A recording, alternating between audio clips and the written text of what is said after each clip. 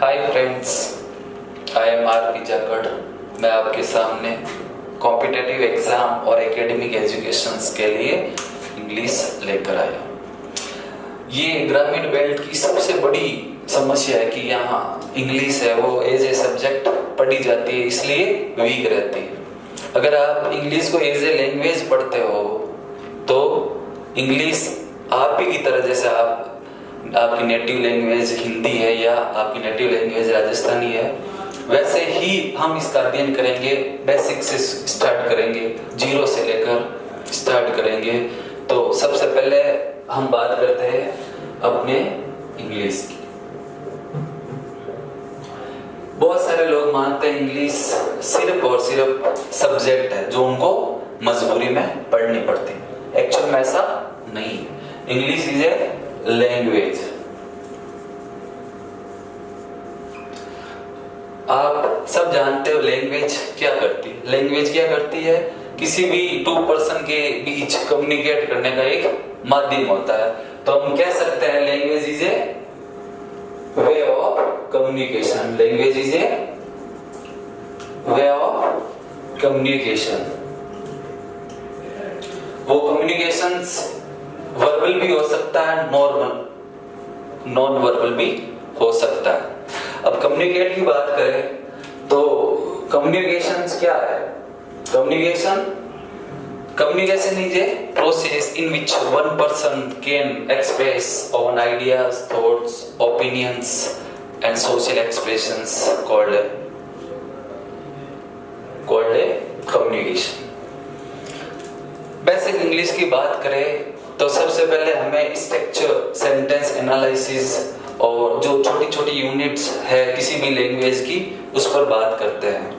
तो सबसे पहले जो इंग्लिश है उसमें जो लेटर है वो नंबर ऑफ लेटर 26 लेटर। तो कई बार हम देखते हैं कि एक ही तरह के साउंड को अलग अलग तरह के प्रोनाउंसिएशंस के साथ बोला जाता है, जैसे PUT पुट, CUT कट। तो ये मिस्टेक्स की वजह है वो नंबर ऑफ लेटर्स और नंबर ऑफ जो साउंड है ना उनके बीच की वजह से। जैसे लेटर की बात करें तो 26 है, लेकिन साउंड की बात करें तो 44 साउंड है, जिसमें 20 साउंड तो वोवल के और 24 साउंड कॉन्सोनेंट के। तो साउंड ज्यादा है, लेटर कम है।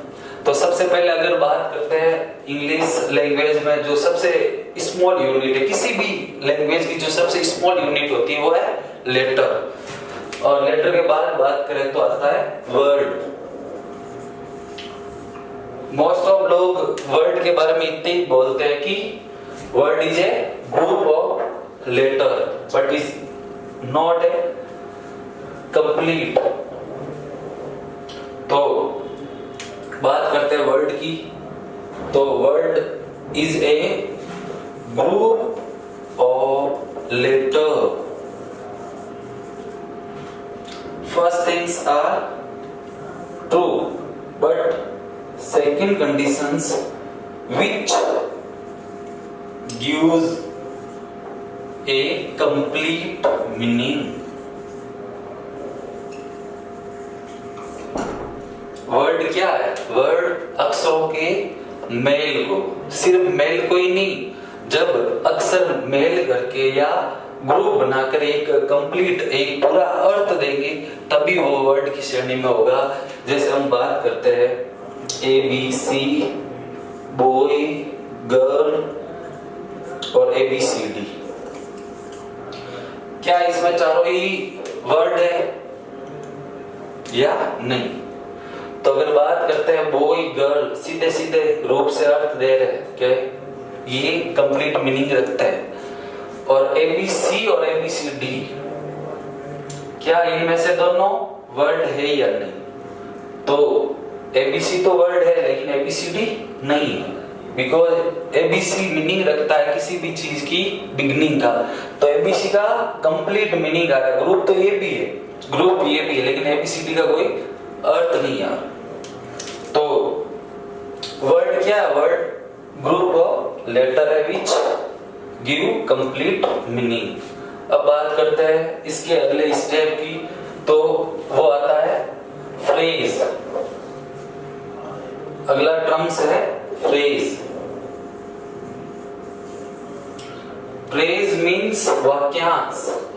ये अपने आप में पूरा वाक्य भी नहीं होता है, लेकिन किसी भी सेंटेंस का एक पार्ट होता है। अगर उसका सिंगल यूज करे तो अपना कंप्लीट अर्थ नहीं दे पाता, लेकिन अगर इसको सेंटेंस में यूज करे तो वो अपना कंप्लीट अर्थ देगा।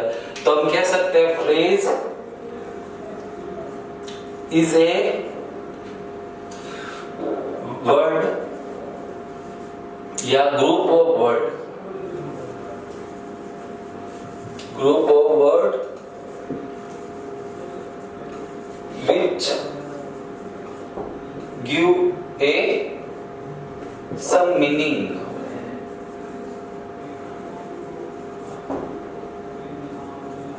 but not complete meaning। यानी फ्रेज है वाक्यांश जो कुछ अर्थ तो रखता है, यानी शब्दों का समूह होता है, कुछ अर्थ रखता है, लेकिन अपने आप में पूर्ण नहीं होता है। उसका कंप्लीट अर्थ तभी आएगा जब वो किसी सेंटेंस में जुड़ेगा। अगर मैं बात करूं ए ब्यूटीफुल हाउस, अगर इस फ्रेज को ही जोड़ दूं तो कंप्लीट अर्थ नहीं आ रहा है। सुंदर घर किसका, इसका सब्जेक्ट क्या है, कहाँ लोकेटेड है, पूरा अर्थ नहीं आ रहा। बट अगर मैं बोलूं I build a beautiful house, मैंने एक सुंदर घर का निर्माण किया। अब इस सेंटेंस में ये जो फ्रेज है ब्यूटीफुल हाउस, ये क्या दे रहा है? कंप्लीट मीनिंग दे रहा है। और जो फ्रेज है उसके 5 टाइप है। कितने टाइप है? 5। फ्रेज ग्रुप ऑफ वर्ड्स और नो सब्जेक्ट वर्ब कॉम्बिनेशन के लेके बात करते हैं। तो no meaning if only used. अगर इसको सिंपली सीधे सीधे तौर पर अगर हम यूज करते हैं, जैसे एट होम, अगर सिंगल इतना सा यूज है तो इसका कोई मीनिंग नहीं। लेकिन if used in sentence as a unique meaning, यदि हम सेंटेंस में इसका यूज करेंगे तो इसका पूरा अर्थ आएगा।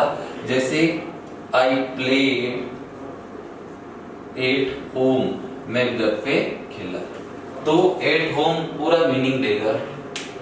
तो बात करते हैं फ्रेज की, तो इसके 5 टाइप है। नाउन फ्रेज है, adjective phrase, adverb phrase, verb phrase, prepositional phrase.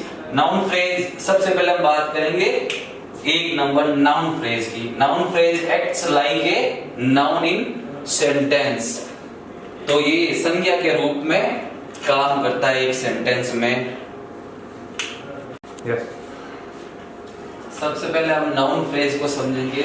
Noun phrase क्या है? Acts like a noun in the sentence. किसी भी वाक्य में अगर फ्रेज है वो नाउन का काम करे या नाउन की तरह काम करे तो वो नाउन फ्रेज होगा। जैसे ए woman in the window shouted for help, ये आपकी वर्ब है। तो ये वर्ब है, इसमें ये a woman in the window, whole क्या है? फ्रेज है, लेकिन काम क्या कर रहा है? Act as a noun. A woman in the window shouted for help, यानी खिड़की में एक महिला सहायता के लिए आवाज लगा रही है। तो ये जो पूरा है वुमन इन द विंडो, ये एक नाउन फ्रेज का उदाहरण है, एज ए नाउन काम कर रहा है। फिर हम बात करते हैं वर्ब फ्रेज की। तो वर्ब फ्रेज बहुत इजी है, हेल्पिंग वर्ब और मेन वर्ब का कॉम्बिनेशन ही क्या है? वर्ब फ्रेज है। जैसे he is finished, she has finished her homework, तो he is finished क्या है? वर्ब फ्रेज है। पूरा फ्रेज अगर सिर्फ he is finished की बात करें तो कंप्लीट मीनिंग नहीं देगा, लेकिन अगर इस सेंटेंस में अप्लाई किया तो इसके पूरा मीनिंग दे रहा है। यहाँ should stay, you should study for exam, यहाँ शुड स्टडी क्या दे रहा है? पूरा अर्थ दे रहा है। तो वर्ब फ्रेज क्या है? Helping verb plus main verb का कॉम्बिनेशन ही क्या है? वर्ब फ्रेज है। 3 नंबर बात करते हैं हम एडजेक्टिव फ्रेज की। एडजेक्टिव फ्रेज क्या है? One or more words together to give more informations about an adjective. Adjective के बारे में क्या देते हैं? मॉडिफाई करते हैं, उसकी विशेषता है, उसके बारे में एडिशनल इंफॉर्मेशन देता है, वो है एडजेक्टिव फ्रेज। एडजेक्टिव या डी साइलेंट है, हिंदी में बात करें तो विशेषण वाक्यांश बोलेंगे। जैसे I am very happy with his work, मैं उसके काम के साथ बहुत ज्यादा खुश हूं। यहाँ पर हैप्पी वर्ड है और वेरी है, ये दोनों ही वर्ड मिलकर फ्रेज बना रहे हैं और ये इसका क्या बता रहे हैं? इसको कॉम्प्लीफाइड कर रहे हैं, इसको मॉडिफाइड कर रहे हैं, तो एक तरह से इसकी क्वालिटीज बता रहे हैं। ये एडजेक्टिव है, विशेषण है इसके लिए, और ये दो वर्ड्स है, ग्रुप ऑफ वर्ड्स है जिसका सिंगल मीनिंग तो नहीं आ रहा, लेकिन सेंटेंस में अप्लाई करने के बाद मीनिंग दे रहा है। ये एडजेक्टिव फ्रेज का उदाहरण है।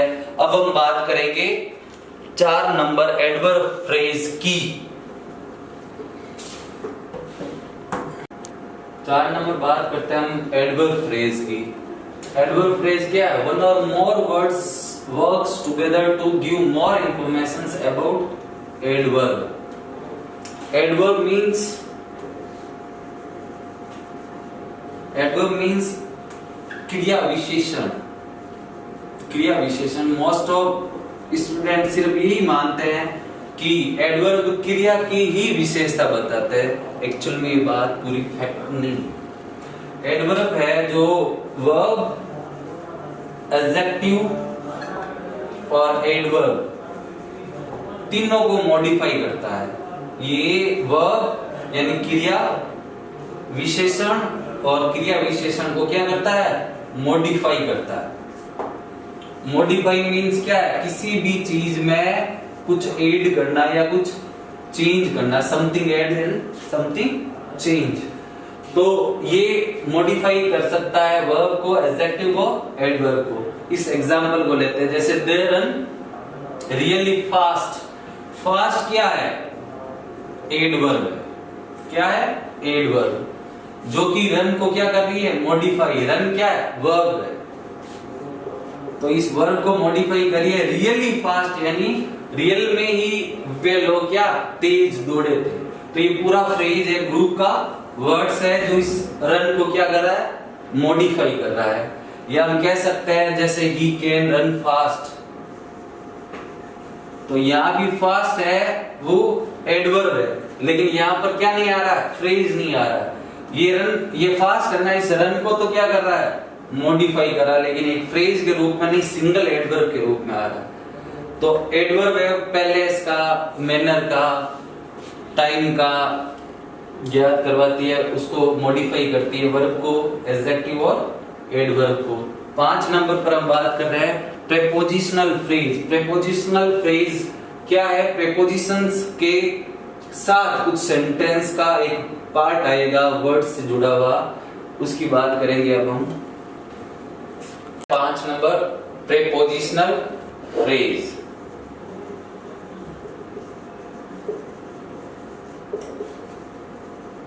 जैसे कि हमने 4 पढ़े थे, adverb phrase, adjective phrase, noun phrase और वर्ब फ्रेज। वैसे ही प्रेपोजिशनल फ्रेज भी प्रेपोजिशंस के साथ वर्ड्स का ग्रुप होगा।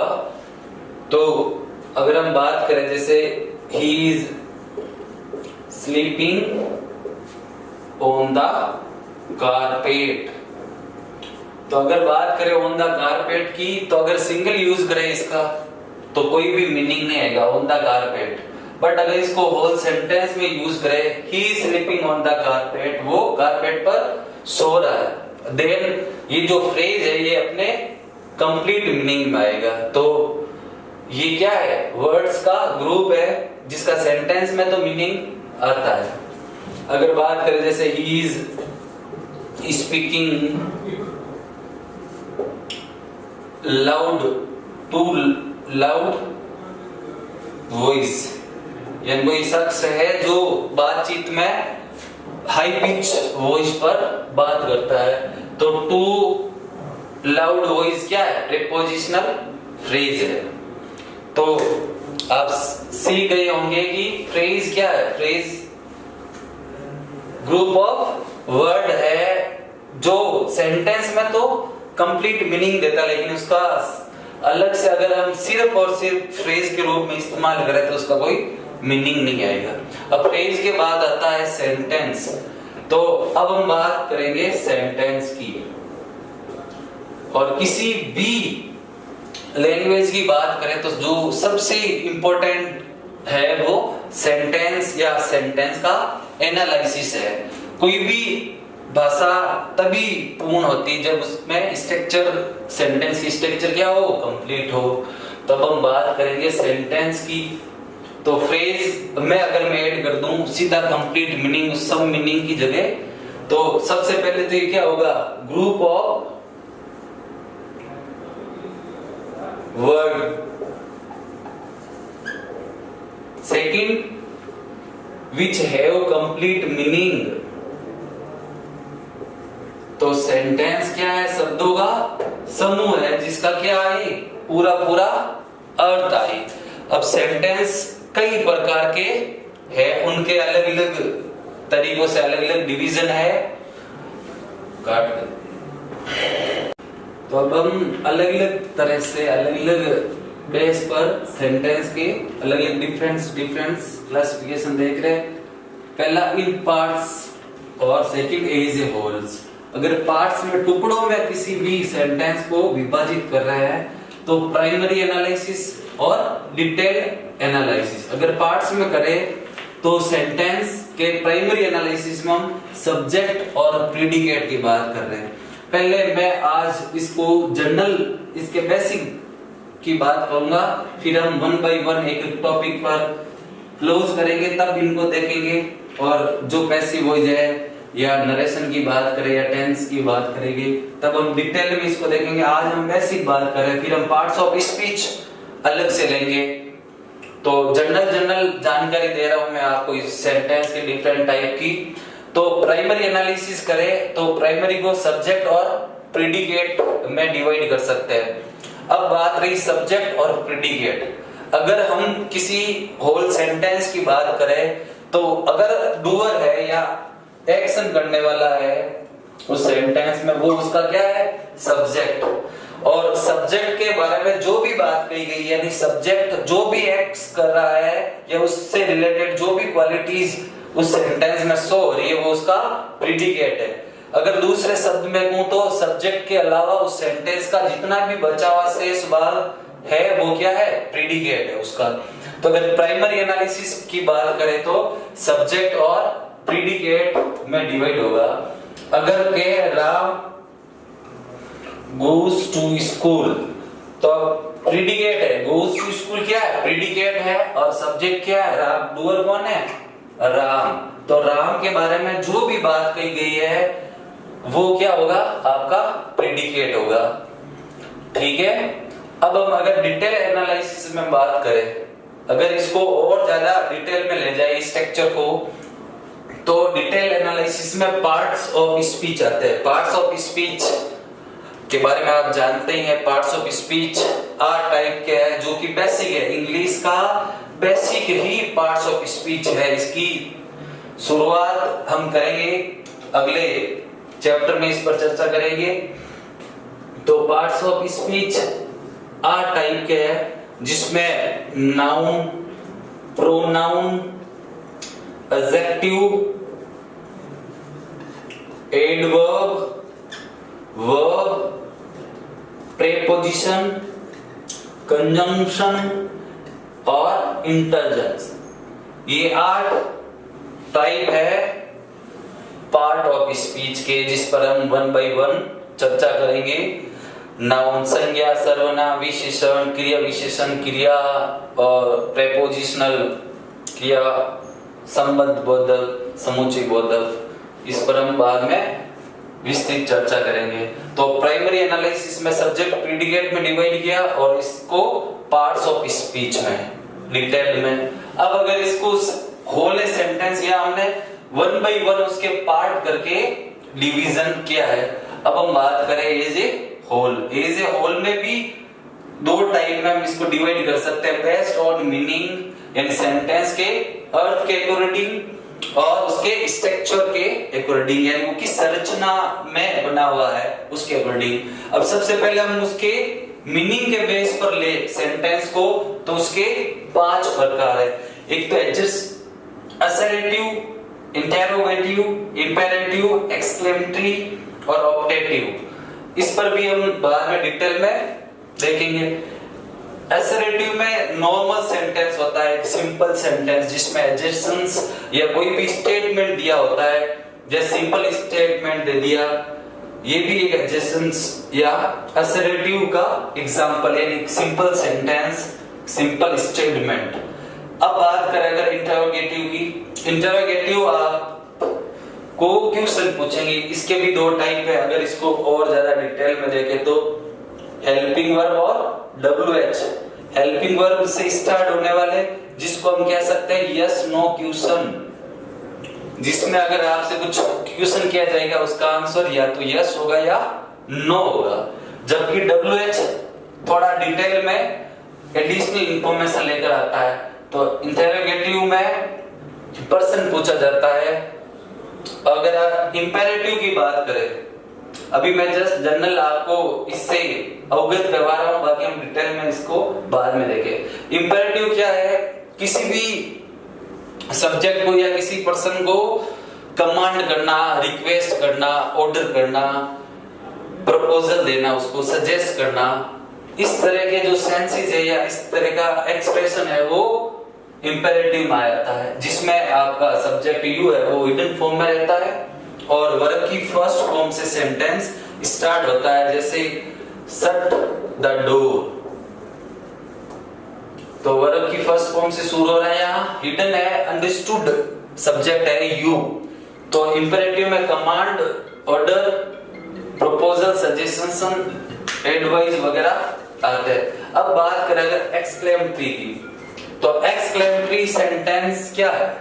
A sudden feelings out of burst. उसमें पेन हो सकता है, उसमें सरप्राइज हो सकती है, उसमें जॉय हो सकता है, प्लेजर हो सकता है, सैडनेस हो सकती, कुछ भी हो सकता है, लेकिन होगा सडन, यानी वो एक्सप्रेशन जो अचानक आपके अंदर से आ सकता है, जैसे दुख का हो। अगर बात करूं, वर्ल्ड कप का मैच चल रहा, फाइनल, इंडिया फाइनल खेल रही है और जब विनिंग शॉट लगता है तो आप क्या कहोगे? Hurray, India won the match. या अगर दुख की बात करें, किसी ने आपको कॉल करके बताया कि आपके फ्रेंड्स की मॉम एक्सपायर हो गई, तो आप क्या कहोगे? Alas, she is expired, she is dead. तो सडन फीलिंग जो आउटबर्स्ट होती है आपसे, वो एक्सक्लेमेटरी सेंटेंस में आती है और एक्सक्लेमेशन साइन के साथ, और एक एक्सक्लेमेटरी वर्ड भी दिया होता है उसमें। ऑप्टेटिव की बात करें तो ऑप्टेटिव एक विश, प्रे, क्रश, इस टाइप के सेंस को लेकर आता है, जिसमें मोस्टली मे मॉडल का यूज किया जाता है। May you live long, go to, may you go to the हिल।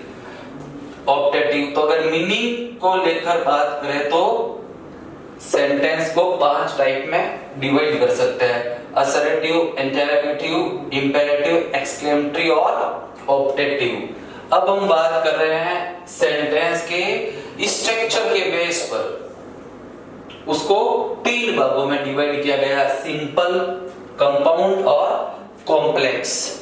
इसको हम डिटेल में क्लोज टॉपिक में पढ़ेंगे। सिंपल स्ट्रक्चर, सिंपल सेंटेंस के एग्जांपल हमने किए थे। कंपाउंड में प्रिंसिपल क्लोज होगा, उसमें सबऑर्डिनेट क्लोज होगा। तो आज हम सेंटेंस की बात कर रहे थे। एक बार आप इसका स्क्रीनशॉट ले लें, ताकि जब सारे टॉपिक अलग अलग हो जाएंगे तो उनको एक साथ आप याद रख पाओगे। वैसे हम अलग अलग इन पर चर्चा करेंगे अपने नेक्स्ट वीडियो सेशन में। तो एक बार मैं फिर से बता दूं, सेंटेंस पार्ट्स के रूप में प्राइमरी एनालिसिस, डिटेल। प्राइमरी में सब्जेक्ट, प्रीडिकेट, डिटेल में पार्ट्स ऑफ स्पीच जो 8 है ना, वो बेस्ट मीनिंग पर अगर सेंटेंस को बेस करें तो 5: असर्टिव, इंपेरेटिव, इंट्रोगेटिव, एक्सक्लेमेटरी और ऑप्टेटिव। अगर स्ट्रक्चर पर बात करें स्ट्रक्चर बेस पर तो सिंपल, कॉम्प्लेक्स और कंपाउंड 3 टाइप में डिवाइड करेंगे। फिर हम इसका डिटेल में अध्ययन करेंगे। तो दोस्तों, आप गुरुकुल डिजिटल क्लास के इस फ्री ट्रायल में बने रहे और ज्यादा से ज्यादा इसका लाभ उठाए और इस कोरोना जैसी बीमारी में खुद को सेफ रखें। Stay home, stay use, bye.